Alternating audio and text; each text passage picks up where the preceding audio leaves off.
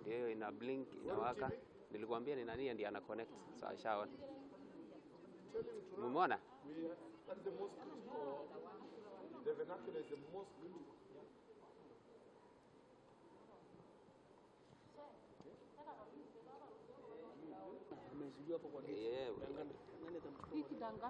Njenga sawa. Ile mtu anaitwa Dangana wa media. Dangana live. Let's go after live.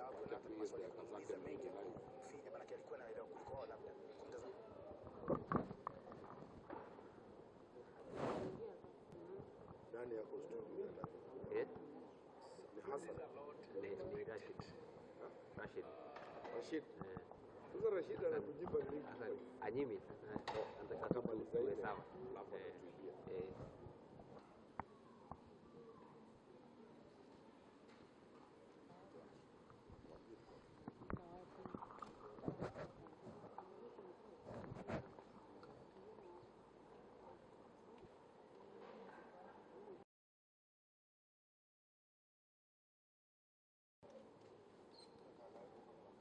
Where are you set? Unless we'll mount up.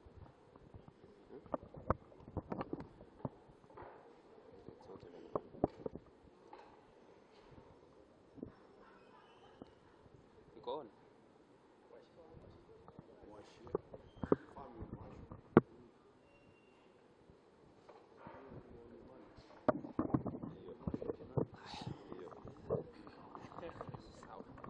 Your life?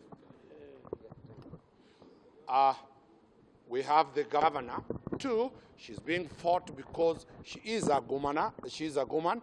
3rd, she's being fought because the MCAs want to use government agencies. A petition has been filed in the county assembly. A case has been taken to the High Court. Now the government agencies like the EACC are being abused to harass the governor just because she's a woman who has been very, I repeat, very obedient to marriage. Here is the husband, and this is the man they want to fight. What on earth are we dealing with a country where women are... Let her speak by herself. Kama mnavyojua kwa Waafrika, wazee wa nyumbani mwenye boma itakuwa mzuri sana mimi nikianza. Asante.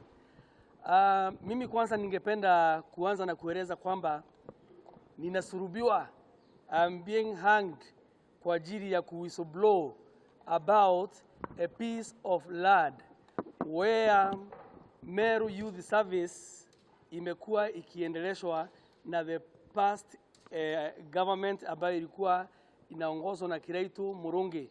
So governor aliponituma pale kama hustlers ambassador niende niangalie Meru Youth Service inaendelea namna gani.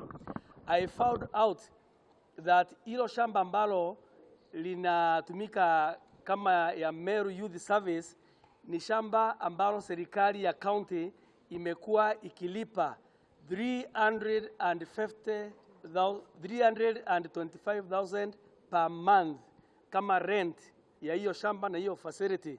Kwa hivyo kama mwananchi wa kawaida, kama vile mwananchi yote angependa kujua, pia mimi ningependa kujua mbona Meru Youth Service inalipa rent ya 325,000 per month. 325,000 per month kama rent. I went to find out kama hiyo shamba ni ya mtu binafsi ama ni ya serikali. To my surprise, governor alifanya uchunguzi wake na akapata green card ya hiyo shamba, akakuta hiyo shamba ni ya public. Hiyo shamba imerejistiwa ikiwa ya Egoji Harambe Secondary School. Kwa hivyo nika raise query na question na nika whistleblow. Ni kwa nini serikali i-rent its own land? Na hiyo pesa ilikuwa inalipwa nani? Kuchunguza tukakuta hiyo pesa 325,000 per month ilikuwa inalipwa Diocese of Meru. Kwa hivyo ndio governor alichukua nafasi yake kama kiongozi akaandikia EACC ili EACC waweze kuchunguza wajue kama ni haki Diocese of Meru inafaa kuwa ina receive 325,000 per month, na mwanzo katika zile documents ziko pale za MYS walilipwa 5 million, na bado pia saizi pending bill ya Meru Youth Service Diocese of Meru wanadai 7 million. Je, swali kubwa kwa EACC na barua imeandikwa Diocese of Meru wanafaa kulipo hiyo pending bill ya 7 million ili hali ilo shamba ni la public? Hiyo ndio moja. Ya pili ambao nimeweza kuisublow kama hustler, na nikishikilia ule moyo wa hustler, president wetu ni hustler. Governor alinituma tena niangalie mambo ya pending bill. Kusoma ile pending bills za Meru ni nyingi sana. Pending bills za Meru zina amount more than 1.4 billion. Kwa hivyo nilipopekua zile pending bills nikakuta ya kwamba kuna baadhi ya barabara, kuna baadhi ya watu wana claim wametengeneza barabara za Meru County, na kuangalia ile document ya pending bill, moja ya mambo niliyoweza kunote nikakuta kuna kampuni fulani, na sio moja, kuna kampuni kadhaa ambazo hiyo kampuni imeandika jina lake ndio hiyo, alafu kwa ile column ya barabara gani wameunda wametengeneza nikakuta hiyo barabara inaitwa various and several. So mimi kama mwananchi hasa wa kawaida nikauliza swali na nikaambia governor achunguze hiyo maneno. Ni barabara gani hiyo? Ni barabara gani hizo za Meru County zinaitwa various and several? So ndio niliadvise governor aweze kuchukua hatua ili wananchi wa Meru waonyeshwe ni barabara gani zinaitwa various and several, ili zikipatikana ziweze kulipwa, na kama hakuna barabara kama hiyo wananchi wa Meru wamesema hiyo pesa isilipwe. Kwa maana vile tunaongea saizi county ya Meru hata haiwezi kulipa wafanyikazi wake, kwa maana wako na DR ya miezi miwili vile governor alikuta mambo yakiwa. Kwa hivyo hayo ni mambo mawili ambayo yanafanya mimi nisurubishwe, na nikiongea hivyo baadhi ya wana MCA wa Meru County ndio wameanza kunipiga mimi na kunichapa wakiuliza Murega Baichu ambaye ni husband wa governor anaongea kama nani, na yeye si official wa serikali na yeye hajapigiwa kura, mpaka wakaanza kusema mimi nisiongee katika mikutano official ya serikali, na mpaka wakaandikia EACC barua ya kwamba mimi sifai kuongea katika mikutano official ya serikali. Je, hiyo mikutano official ya serikali ni kama gani? Ni kama mkutano ambao tumekuwa nao hivi juzi wa Mashujaa Day, ule ni mkutano official. Wanasema mkutano kama hiyo ukifika mimi nafaa kukaa nyuma ya tent. Mkutano kama ile ya kuflag off chakula ambacho tunashukuru rais wetu hasra President William Samoei Ruto amepea wa Meru chakula ili kusaidia wale wamekidhiriwa na hali ya njaa. Kulikuwa na mkutano ule wa kuflag off the food, pia huo ni mkutano official. Nikipatikana pale MCAs wengine wanasema sifai kuwa pale, kwa hivyo nafaa nikae nyuma nisiende pale. Mimi kama ambassador wa mahasona na patron nimeenda nimetafuta wafadhili ambao wanafaa kuja kusaidia vijana wetu. Nikitafuta wale wafadhili nafaa kuwaleta kwa ndani ya ofisi ya governor ili waongee na governor. Kwa hivyo viongozi wengine MCAs wengine wanaona sifai kuingia kwa ofisi ya governor. Kwa hivyo nikipata mfadhili nafaa nifike pale kwa ofisi ya governor nionyeshe mfadhili ndio ile ofisi ya governor waingie peke yao, mimi nirudi nyuma ili isisemekane nimehudhuria ama nimeingia katika ofisi ya governor ilihali mimi sio mwajiriwa wa county na ilihali mimi sijapigiwa kula. Jambo la kushangaza, hata wamefika hali ya kusema mimi sio mwajiriwa wa serikali na mimi sio ofisa wa serikali. Kwa hivyo hata lile gari la governor, gari lake official, governor afai kunipatia lift wakati anaenda kuhudhuria mkutano wowote. Wakasema kwamba hiyo gari ni official, and because mimi si ofisa wa serikali na mimi sijachaguliwa kwa kura, sifai kuingia lile gari la governor. Kwa hivyo mpaka sasa ningependa hii EACC wanisaidie, kwa maana kama sasa walipoandikiwa ile barua, imebindi mimi governor akienda kuhudhuria mahali, mimi imebindi niwe na komboa bonda ili inibebe, kwa maana sasa sifai kuingia ile gari la governor, kwa maana ni gari la serikali. Jambo lingine ambalo limenifinya sana pia, governor alipochaguliwa alipatiwa official residence. Official residence ni kumaanisha ni kama ile state house rais amepewa. Kwa hivyo imesemekana pia, kwa maana mimi sio mwajiriwa wa serikali na sijachaguliwa kwa kura, mimi sifai kulala ile residence. Sasa mimi hata mahali pa kulala imebindi ile nyumba ambayo tulijenga na gavana yetu ya bao pale ndio nafaa kuenda kulala, kwa maana sasa sifai kulala official residence because I'm not an official of the government. So ni kwa hisani, kwa maana nimeona yale mambo yameandikiwa barua ya EACC, ningependa EACC wanisaidie nijue mipaka yangu, wanisaidie nijue kama nafaa kulala katika lile boma la serikali, nielewe kama nafaa kubebwa na lile gari la gavana wakati tunaenda mahali. Kwa hivyo ningeomba EACC wanisaidie pia mikutano, nielewe ni mikutano gani official ambayo ningefaa kuwa natumia, kwa maana sasa mpaka hapo imefika mimi nimeona napitia ile inaitwa GBV, Gender Based Violence. Kwa hivyo Gender Based Violence sio ya wanawake peke yake, hata mimi kama mwanaume sasa napitia hiyo Gender Based Violence. Sasa mimi nashangaa mpaka kuanzia hiyo barua ilipoandikiwa EACC, mimi nakaa nyuma ya tent. Mimi sasa sibebu na gari lile la gavana tena, sipatiwi lift na yeye tunapoenda mkutano, inabidi natafuta either ile bonda chap. Na pia sasa kulala imebindi yeye analala residence official, mimi naenda kulala nyumbani kwetu ambapo tumejenga. Kwa hivyo naomba nisaidiwe na EACC wakuje pale Meru waweze kunidefainia mipaka yangu na vile nafaa kuwa nikifanya kazi kwa jinsi gani. Kwa hivyo ningeomba wananchi wetu na pia viongozi wetu, MCAs wetu, hayo mambo yote nikiangalia ni mambo ambayo hayawezi kusaidia mwananchi wa Meru. Mwananchi wa Meru tunafaa kuwa tunatetea mambo ya maji, mambo ya barabara nzuri, mambo ya kupata bursaries, mambo ya agriculture na mambo ya our environment na mambo zingine kama zile. Kwa hivyo hiyo ndio maoni yangu, na hiyo ndio imekuwa ikifanya mimi niwe nikichapo sana kwa ajili ya kusimama kidete.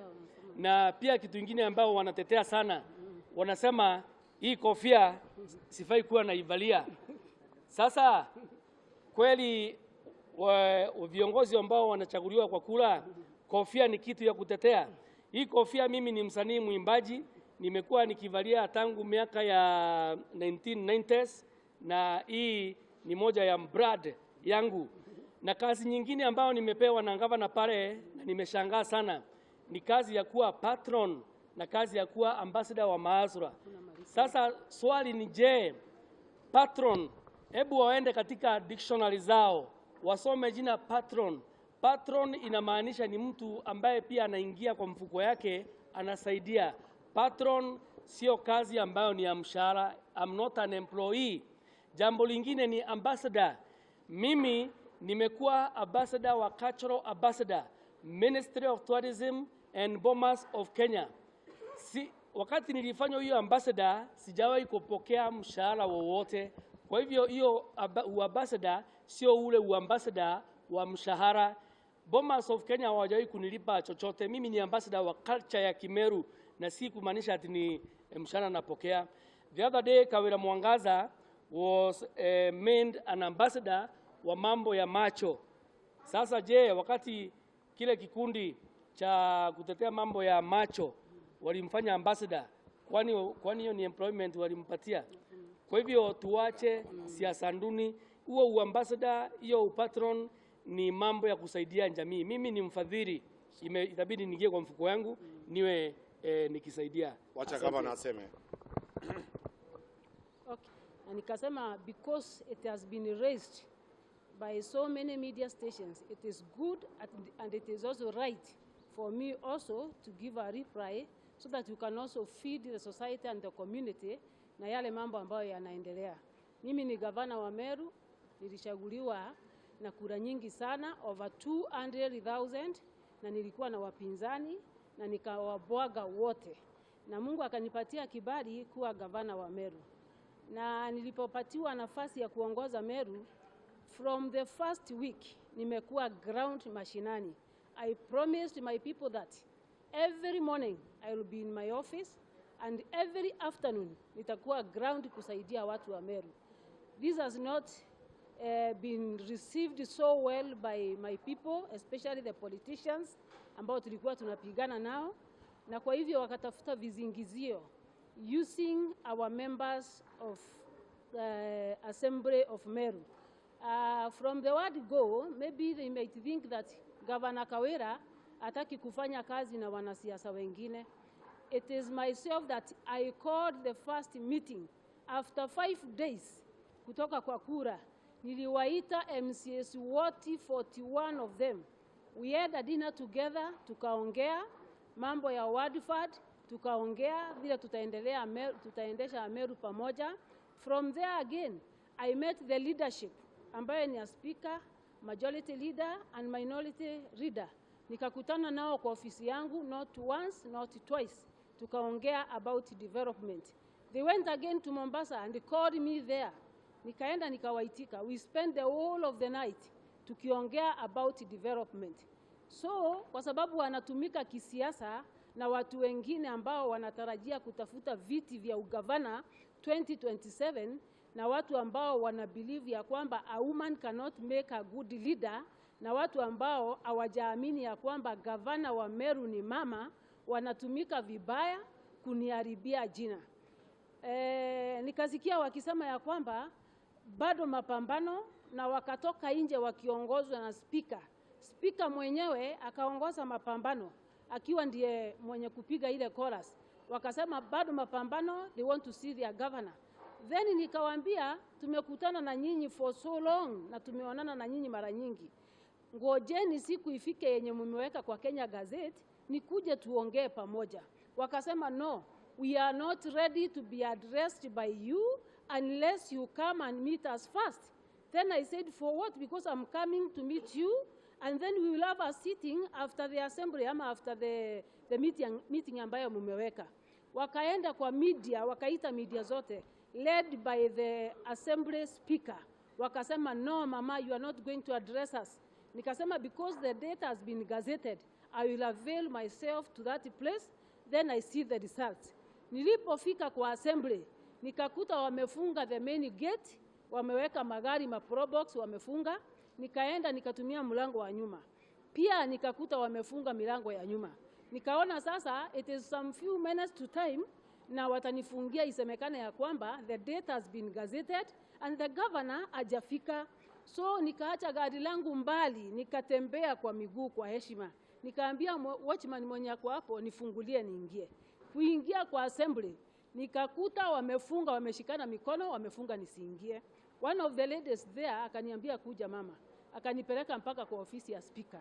Nikaambia speaker nimekuja. Akaniambia no, members will not listen to you. Nikamwambia tuende, wakitaka kutoka, watoke. Tukaingia mpaka assembly. Tulipoingia, vile walikuwa wamepanga from the word go, immediately after kuanzia kutoa speech, wakatoka wote, nikabaki peke yangu. Then speaker adjourned the house, akasema hatuwezi kuendelea kwa sababu hakuna quorum. Kutoka nje, nikakuta wale MCAs wakiwa na mawe, matuzi. We have videos showing the same filthy deeds that was done the very day. Wakanirusha mawe, wakanitusi, wakanifukuza, nikatoka nje. After there, nikatoa clips zote za kuonyesha ya kwamba we have been meeting with them, we have been sharing with them, I have been talking to them. I have visited over 26 ones out of the 45 ones within Meru. 26 ones kupeleka development within 2 months, it is not a joke. Now every meeting that I go to those ones, I am always accompanied by the MCA. Siendi peke yangu, naenda na hawa ma MCA. So kusikia ya kwamba the public imewageuka, wameonekana hawa ndio wabaya kwa sababu wanalialia mambo za ovyo, wakakuja na njia nyingine ya kusema they want ward fund. Wakaniambia tunataka ward fund because we promised our people roads, we promised our people bursaries, we promised our people bridges, so we want ward fund. Nikawauliza, ward fund na mwezi moja mtapata wapi? County has not received even a single coin. Watu hawajalipwa mishahara. Where do I get ward fund to give you? Na nikawaambia wasubiri tupate pesa, tujipange. Then wakasema no. Governor Kiraito used to give them word fund. Governor Munya used to give them. Now it is your turn. You must honor your promise. You say that you are going to give us word fund. Tunahitaji as early as today. I said no, because it is not anchored in the law. Nikawaambia kama ni fujo, sasa lazima kieleweke na sheria ifuatwe. Then I went ahead, niliposikia wamelia kwa media, wameanza kuimba bado mapambano, tunataka pesa. Nikaandikia the concerned office. This is a letter ambaye nimeandikia Controller of Budget, and then I've copied the same to the Speaker, again to Auditor General, that is Nancy Gathongo, and then to the Chairperson, Commission on Revenue Allocation. This is the letter that I wrote to the relevant offices, ndio iwafikie, seeking advisory opinion on demands for MCA administered ward funds by honorable members of the Meru County Assembly. This letter has been received by all the offices. Kwa hivyo naomba MCAs wetu waache siasa duni. Nimeandikia the relevant offices. Na mimi kama governor sitapeana pesa ya serikali kiovyo, yani kiujinga, kiorera, hapana, lazima sheria itumike. Na kwa sababu wanaona mimi ni mama, wanafikiria ya kwamba they can twist me so that wakikoa ninaitika. I want to say no. I am a woman of my own principles. Ninaelewa sheria na sitakubali intimidation to the level that they will cough and then I answer. Sitakubali namna hiyo. Nataka kusema hivi kwa Wameru. Ile siasa mnaona ikipitia kwa media na ikitangazwa ni kwa sababu ya watu wenye matumbo makubwa sana. Na mimi kama gavana wa Meru sitakubali kubandikwa jina mwizi. I will not be intimidated to be a thief. I will not do what is not supposed to be done because I want to respect some people. Sitakubali kugeuza sheria ndio nionekane ninafanya kazi na viongozi fulani, hapana. Nitasimama kidete kama gavana ambaye ameshaguliwa. Na ninataka kila kiongozi ajue hivi. Meru walitoka tarehe 9 na wakaamua gavana wao ni mama. Kwa hivyo hata wakienda juu wapande chini waende east or west, gavana wa Meru ni mama na bado nitasimamia county ya Meru. We have a lot of issues in Meru. Watu wameanza kula ngamia ambazo zimekufa. Watoto wetu wanakula roots. Watu wetu wako na njaa. The demands ambazo tunaona MCA wakililia ward fund. Why don't they have mapambano ya kupeleka chakula mahali watu wanakufa? Mbona wasiwe na mapambano tujue watu wetu ambao wanakula ngamia zimekufa watapata chakula namna gani? Ile mapambano nimeona wakifanya ni kuandika fake allegations na kupelekwa kwa EACC ati kana kwamba governor ameajiri mume wake. Mume wangu wako hapa. He has never received a single coin from the government. Na hakuna wakati atalipwa na serikali. He is doing it voluntarily kusaidia vijana wetu na alipwi na mtu. Wengine wanasema governor ameandika dada yake akiwa askari. Your bodyguard anapaswa kwenda vetting. Is your bodyguard supposed to go the process ambaye ni competitive ndio upate bodyguard? Yes, I'm entitled to more than 3 of them. What's wrong if I get one of them being my sister? Na sijamuajiri, ameajiriwa na Kenya Police. I just requested like any other person. Nimeona viongozi wengi sana hata rais wetu. Mbona asimamiwi na yule alikuwa wa rais wa hapo kale? So people should not mislead the public ati governor ameanza kupractice nepotism by employing a sister. I have another sister. I've served with her for the last 5 years as my personal assistant. when I was the woman rep of Meru. Why did they raise that claim? Niko na mtu ambaye ananipikia chakula.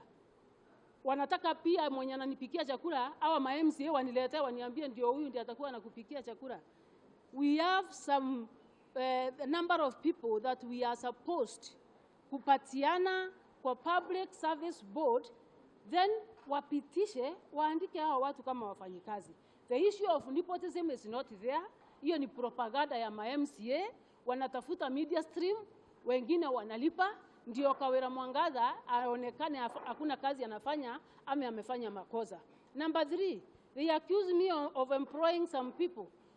Kutoka niingia kwa hiyo ofisi sijaajiri hata mtu mmoja. Those who are serving in those offices are being deployed to other places, na hakuna hata mtu mmoja kwa kaunti ya Meru amefutwa kazi. Mtu akifanya makosa kidogo apewa compulsory leave na analipwa, anakimbia wapi kwa EACC ya kwamba ametolewa kazi. It is very unfortunate that it can be reported in the wrong way when we are doing the right thing. I want to assure the whole nation as the governor of Meru, Kateros are fighting back. Ni makatero, ile mnaita makatero. Hiyo makatero ndio wanajaribu kupigana na mimi tena. Lakini nitasimama kidete, nihakikishe ya kwamba no single coin ya pesa ya Meru itapotea ati kuna katero imechukua. And I'm not in the business of massaging any katero ambaye ako Meru. Nitasimama kidete. Niko na mwananchi ambaye ananiombea.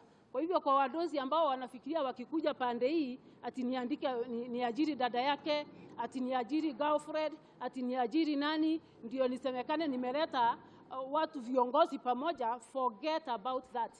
Sitavunja sheria, nitasimama imara. Na hakuna makosa nimefanya, na nimejibu the EACC allegations ambazo zilipelekwa na MCAs because najua hawa ndio walipeleka, and I know the person behind the whole thing walipeleka. I have answered to EACC. Maybe my lawyer akitaka kuwapatia kope atawapatia, na mimi sina makosa hata kidogo, ni siasa. Na Moi, the late president, alisema siasa mbaya, maisha mbaya. Kwa hivyo wanasiasa wa Meru, waacheni siasa mbaya, tutakuwa na maisha mbaya. Na mama atasimama kidete. Nataka kusema serikali ya mama iko imara. Na hii ingine impeachment wanasema ati wataleta, wamesponsor, imeenda kila mahali. Hiyo sasa ndio tunaita hot hair. Wacha wapeleke hiyo impeachment kwa bunge. Ikipita kwa bunge wapeleke Senate. Ikipita huko twende High Court. I'm ready to defend myself because I know I've done nothing wrong. Hiyo ni kujaribu kuchafulia mtu jina ati Meru, Meru, Meru. By the way, they don't know one thing that I know as a spiritual woman. Hii kitu wanaweka kwa media inanijenga, na nipatieni miaka 5 muone vile Mungu ataelevate maisha yangu. God bless you. Probably Sidia Nyaberi can highlight the issues that have been forwarded to the EACC, and the EACC, how we have responded. Work with Omari in terms of the instructions to defend Governor on allegations that have been raised by the EACC. There are 3 issues that have been raised so far through the EACC letter that we have responded to. One being that of nepotism. Nepotism in the sense that the governor has employed in her service her husband, the first man of Meru, also her sister as the security person, and also personal assistant. What we have said in that letter is that nothing of that allegation is true. The husband is a patron, and he is not earning any salary or any emolument from the county government or from the coffers of the public. He is there as a honorarium basis. Number 2, the sister is with the National Police Service, and the governor is not an employer of or an employee of National Police Service capable of employing a person who works with the National Police Service. Otherwise, the security personnel has been seconded from the National Police Service to the governor's office to render that kind of service. Number 3 is an issue to do with even the gardeners and the support staff. That is not in the domain of the County Service Board, Public Service Board. Now, the other thing that they are fighting governor for is that of conflict of interest. Conflict of interest in the sense that there is Baichu TV, which they say that belongs to governor and belongs to her husband. Now, the said Baichu TV is owned by a corporate. Neither the governor or the husband is a director of that entity that owns Baichu TV. Now, the other issue that they have raised, which we answered to, is the issue to do with abuse and resources of the county. They have singled out the Meru level 5 hospital as being one such that the governor has given directives that they, whenever they collect any funds, they remit those funds and they use. You know, the issue that we should be looking at is this. There is the management board of the hospital. That is the facility, that is the board that makes resolutions and policies in terms of budget, in terms of expenditure, in terms of whatever that happens in the usage of the monies. In any event, this money, when the revenue is collected, there is a channel through which the money is processed and gotten into a consolidated fund, and the County Government Act is the one that manages that kind of activity. So the allegations as leveled against the governor are just but false. We have stated that in our responses. They are just hot air, as she rightly put it, and in fact, they are far-fetched. Nothing of the said allegations is true, and we have exhaustively responded to those allegations as raised by the letter, and we want to ask, because governor is willing to make truce with the accusers. She has not constituted her CECs because of these infightings. So time is running. 5 years is a short period of time. If we engage in side shows, in shadow boxing, when the major issue is governance, it is going to make the Meru County engage in shadow boxing and all that when the rest of the counties are running, up and running. And we should, and I'm urging the people of Meru, and especially the representatives, to follow the law, because governor is following the law, and she is following that law to the letter. That is why she has sought for advisory opinion from the relevant bodies. That is why she has, stated her facts as they are, and she wants to abide by the law. We want and we request the EACC to give that sort of response and give consideration to the issues that we have raised in our responses to show and determine that otherwise they are hot air. Governor is among those ladies that were elected, and she garnered so much in her vote. She's an independent, she was an independent candidate and an independent as such, because she is now streamlining the affairs of Meru County. So the people of Meru, kindly give your governor the support that she requires through your representatives at the county assembly, so that governor can execute her mandate and her manifesto as she rolled out as an independent candidate, where she is geared towards meeting each and every obligation that she had as a campaign tool. Thank you so much. Maybe Omari can state one or two issues. It has never been an issue when everybody is working with their first ladies. It has never been an issue when we have first ladies coming to State House, when we have first ladies all over. But it's an issue when it's a first gentleman. Governor will continue being married. Governor will continue remaining with her husband. Anybody intending to fill an non-existent gap, wait to see if there will be a divorce proceedings, then your application can be considered. But there is no vacant position for a husband or of that. Neither is there any role for employment of clandestines.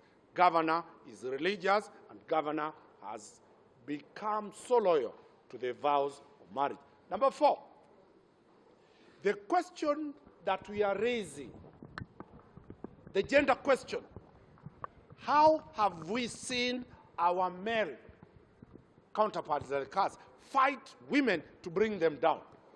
She's a victim. That she's the first female governor from Meru in an independent ticket. Out of more than 41 MCAs, only one was elected who is a lady, which means the society has not appreciated the role of ladies in terms of leadership. So there are only 2 female, 3 plus the women rep, which is purely a classified position. There are 2 elected and 1 by virtue of the qualification who is now elected. We are urging the larger Meru constituency and the whole country, stop the male chauvinism to fight women. Women are equal. They are able to deliver. She stood against 2 giants fronted by Azimio 1 and another one fronted by Kenya Kwanza. She floored them. The voice of Meru is here. The sovereignty of the people of Meru is embodied in the governor who is here. As Suluhu told them in Tanzania, sasa mjue kwamba anayezungumza na nyinyi sio mwanamke, ni rais wa nani?